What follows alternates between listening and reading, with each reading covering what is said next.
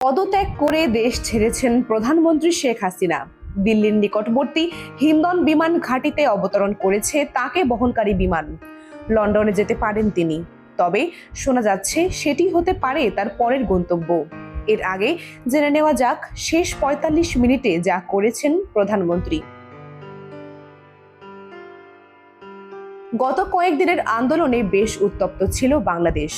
প্রধানমন্ত্রী শেখ হাসিনার পদত্যাগের দাবিতে দ্বিতীয় দিনের আন্দোলন আরো ভয়ঙ্কর আকার নিয়েছিল। এই অবস্থায় আর কোনো উপায় না দেখে সোমবার প্রধানমন্ত্রী শেখ হাসিনা দেশ ছেড়ে পালানোর সিদ্ধান্ত নেন। দ্রুতই হেলিকপ্টারে করে তিনি চলে যায় নিরাপদ আশ্রয়ের সন্ধানে। শেখ হাসিনার সঙ্গে রয়েছে তার বোন শেখ রেহানা।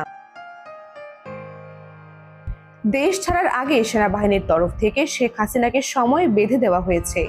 মাত্র ৪৫ মিনিটের মধ্যেই তাকে দেশ ছাড়তে নির্দেশ দেওয়া হয়েছিল। তারপরই হাসিনা ইস্তফা দিয়ে তার কলিগদের সঙ্গে অশ্রু ভেজা চোখে বিদায় জানিয়ে হেলিকপ্টারে উঠে যান।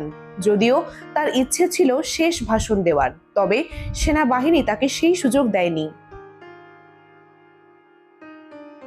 তার দেশ ছাড়ার কিছুক্ষণ পরই জাতির উদ্দেশ্যে ভাষণ দেন বাংলাদেশের সেনাপ্রধান।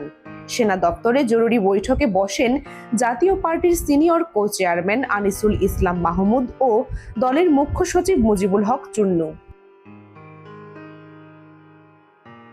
জানা গেছে, দিল্লির প্রান্তে হিন্ডন এয়ারফোর্স স্টেশনে অবতরণ করে উড়োজাহাজটি।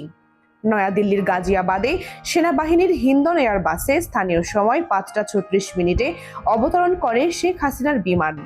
ভারতের সেনাবাহিনীর কর্মকর্তা তাকে স্বাগত জানান। সেখান থেকে লন্ডনের উদ্দেশ্যে রওনা দেবেন তিনি।